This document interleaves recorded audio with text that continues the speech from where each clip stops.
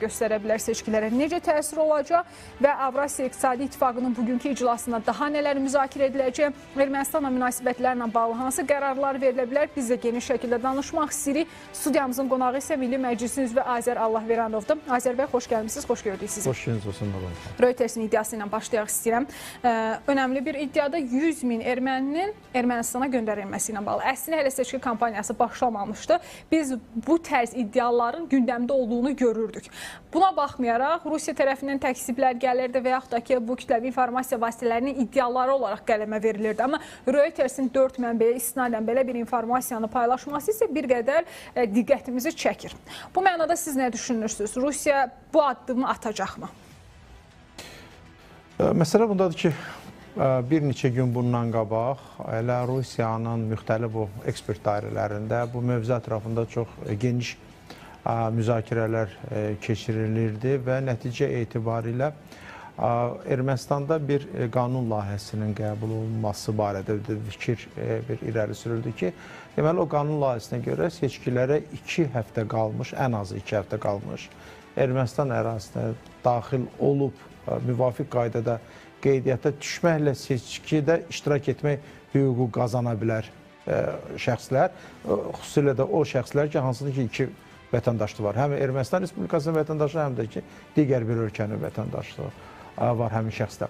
Deməli, burada çox maraqlı məsələ nədən ibarətdir? Nəzərə alsaq ki, bugün artıq mayın 29-udur və əgər bu qanun layihəsi də təsdiq olunduğunu, yəni diqqət mərkəzində saxlasaq, 2 həftəlik məsələ bu artıq vaxtı keçmiş olur. Yəni Reuters bu informasiyanı veribdir, amma bu 2 həftəlik müddət artıq burada pozulub və istənilən halda hətta 100 min yox, bir qədər də artıq şəxs gəlsə, Ermənistana giriş etsə, onlar müvafiq qaydada qeydiyyata alınmaqda müəyyən çətinliklərlə özləşə bilərlər ki, nəticə etibarilə də seçkidə iştirak edə bilməzlər. Amma məsələ biraz başqa kontekstdə baxaq. Mən düşünürəm ki, ilk baxışdan 100 min bəlkə də ola bilsin ki, o qədər də təsir edici bir rəqəm olmaya bilər. Yəni elektoratın sayı baxımından. Amma gəlin faizləri yada salaq. Görək ki, vətəndaş müqaviləsinə, yəni indiki sorğular arasında, keçirilən sorğularda nə qədər faiz vətəndaş müqaviləsi götürür, nə qədər faiz digər deməli bloklar və partiyalar götürür, hansı ki, vətəndaş müqaviləsinə qarşı xüsusilə də Hayastan blokuna aid olan partiyalardır. Biz görə bilərik ki, bu 100 min müəyyən mənada təsir edə bilər proseslərə. Amma burada necə təsir edə bilər? Fərz eləyək ki, həmin 100 min seçkidə iştirak etmək hüququndan məhrum olurlar, qeyd edildiyim qanun layihəsinə görə. Amma o 100 min, bunlar potensial erməni əsilli şəxslərdir ki, onların da Ermənistanda çox yaxşı və sıx qohumluq əlaqələri var. Yəni, ortalama deyək, hər bir nəfər, 3 nəfəri, 4 nəfəri, 5 nəfəri seçkilərə səfərbər etmək imkanına malik olarsa ki, yəni özlərinin istədiyi şəxsə səs vermiş olsunlar, bu ciddi gərginliyə səbəb ola bilər.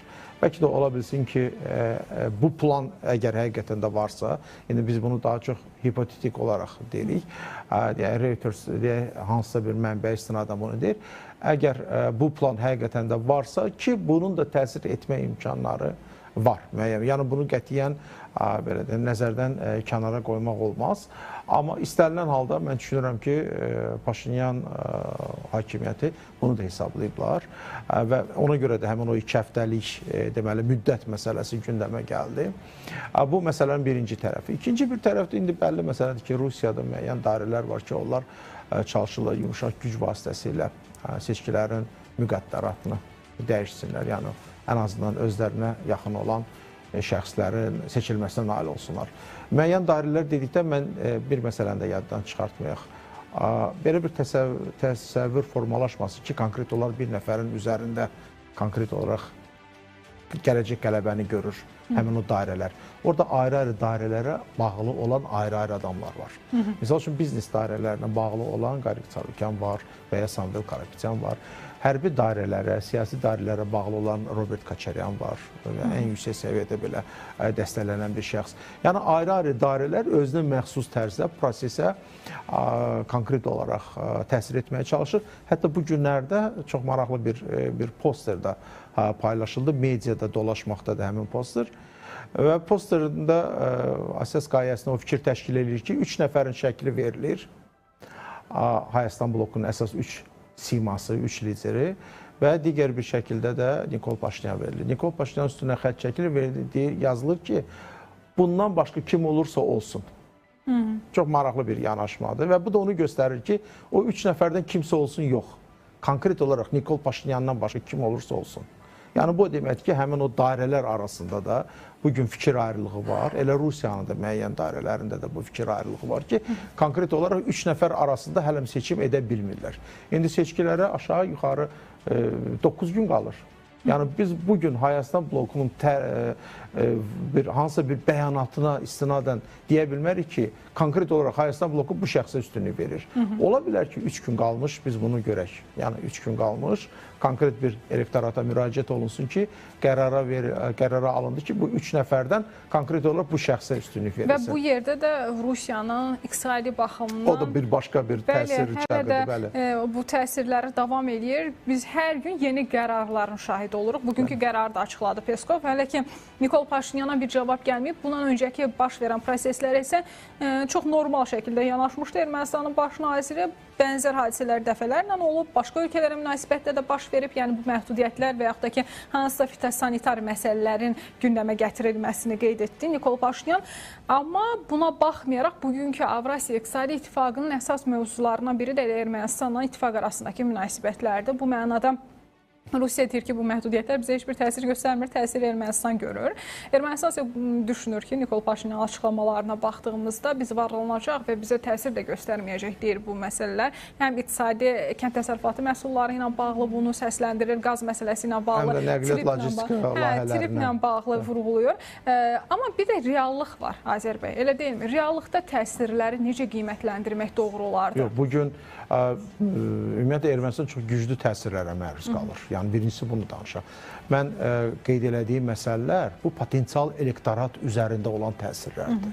Bir tərəfdən Paşinyan əleyhinə olan elektoratın daha da monolit olmasına hesablanmış bir təsirdir. Digər tərəfdən isə elə Paşinyanın özünə dəstək olan elektoratın parçalanmasına hesablanmış bir yanaşmadır. İndi baxın, bu parçalanma nəyin əsasında baş verir?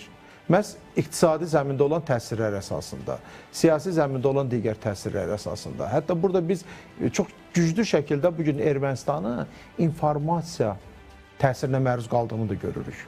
Yəni müxtəlif dairələrdən siz açsınız elə Rusiya kanallarını heç uzağa getmədən.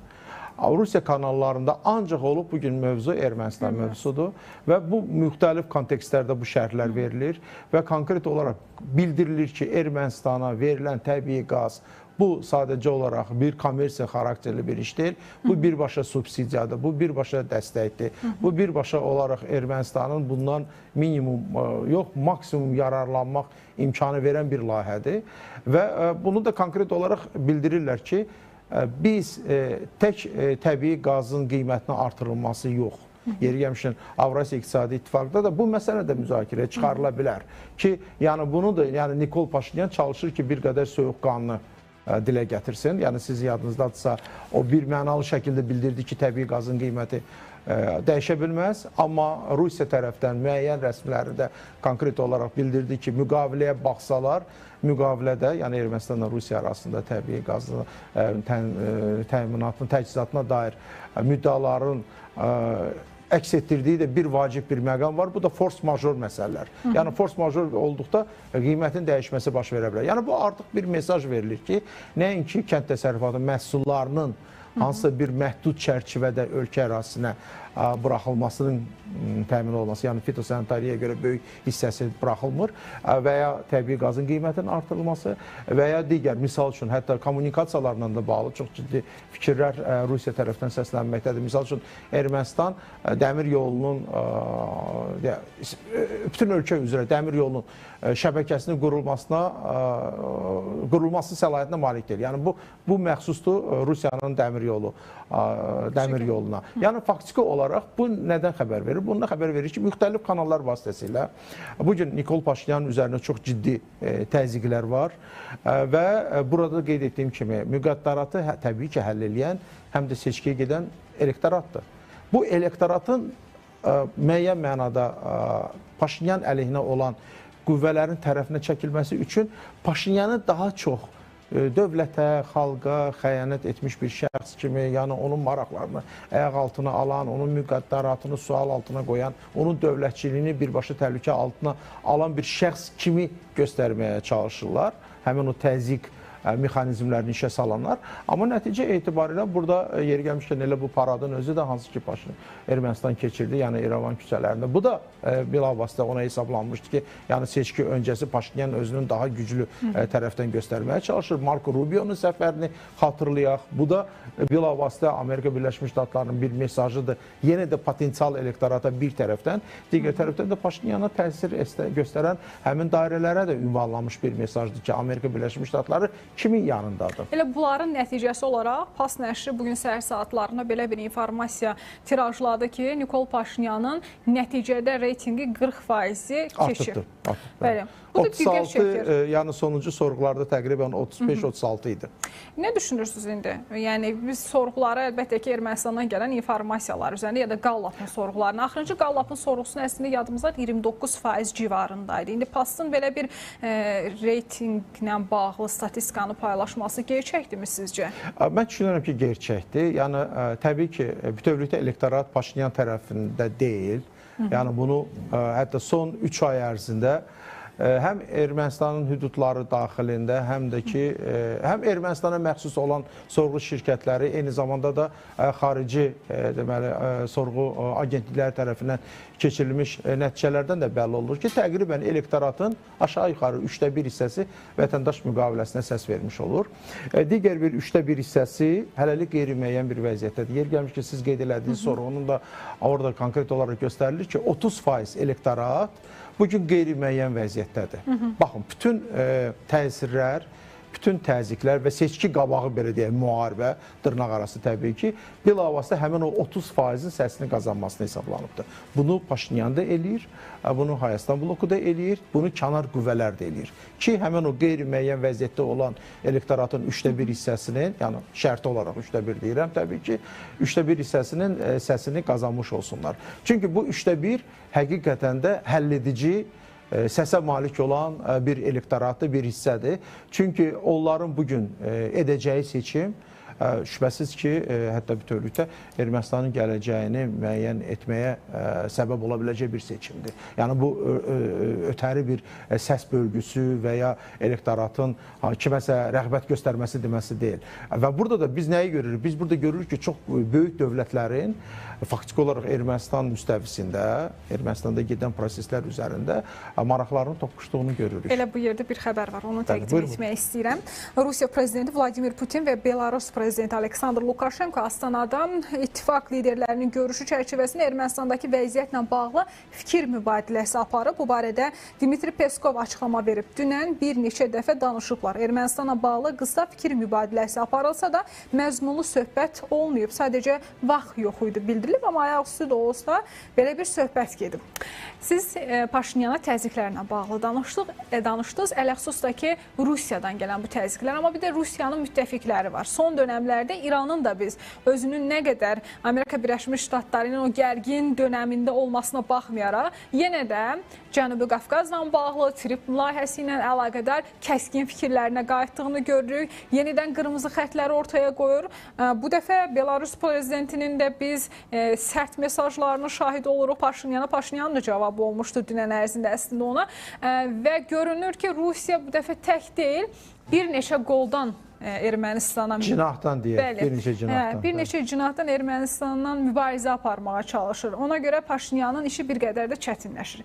Siz paradla bağlı məsələyə istinad elədiniz. Orada göstərdi ki, kimlər onun yanındadır, Nikol Paşinyan. Üç ölkə xüsusilə bizə çarpdı. O ölkələrlə indi Putinin də yanında olan ölkələr mübarizəsini biz iyunun 7-sində görəcəyik, yəqin ki, nəticəsində. Biz daha çox, burada yenə o paradda təmsil olunan dövlətlərin yəni silah təchizatı üzərindən təmsilçilikdən danışırıq da. Təbii ki, bu Fransadır, Hindistandır və İrandır. Bir mənalı şəkildə deyə bilərik. Fransa daha çox Avropa İttifaqının əsas skripkası olaraq məhz Avropa İttifaqının siyasətinin daha da irəli aparılmasında maraqlıdır və yaddan çıxartmayaq ki, Nikol Paşinyanın başı üzərində dolaşmaqda olan buludlar, həm də Ermənistanın Avropa İttifaqı meyilli üzərindən yaranan buludlardır. Yəni Ermənistanın faktiki olaraq Nikol Paşinyanın əsas xətti Avropa inteqrasiyadır ki, bugün Rusiya xüsusilə Avropa inteqrasiyadan da çox narahat olduğunu dilə gətirir. Yeri gəlmişkən Avrasiya İqtisadi İttifaqda da bu məsələ qabardılır ki, əgər bir dövlət ki, Avropa inteqrasiya, Avropa Birliyi üzvlük məsələsini gündəmə gətirir və o prosesin başlaması üçün qanun imzalayırsa, təbii ki, bunun Avrasiya İqtisadi İttifaqda gələcəyi ola bilməz. Yəni, Azər bəy, vaxtımız azdır, amma qısa şəkildə bugün bu iclasın nəticələrinin Ermənistana təzahürünü istəyirəm dəyərləndirək. Necə bir qərarlar qəbul edə bilərlər və yaxud da ki, necə mesajlar göndərilə bilər? Avrasiya İqtisadi İttifaqda nə qədər də Rusiyanın mövqeləri möhkəm olsa da belə, yaddan çıxartmayaq. Burada digər dövlətlər də var və bu da Mərkəzi Asiya dövlətləri də var.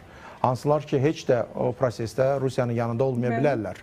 Və yaddan da çıxartmayaq bir məsələni ki, bugün Ermənistan yavaş-yavaş Avrasiya müstəvisində reallaşmaqda olan layihələrə cəlb olunmaqdadır. TRIP layihəsi həmin Avrasiyanın əsas nəqliyyat logistika layihələrindən biri kimi dəyərləndirilə bilər. İndi gələcəkdə Bakı-Tbilisi-Qars dəmir yolunun istifadəyə verilməsi ilə yanaşı paralel olaraq bu mövzuda gedir. Ona görə də Nikol Paşinyan Mehri məsələsini, Zəngəzur məsələsini, Mehri üzərindən keçən dəmir yol məsələsini qabardır. Niyə?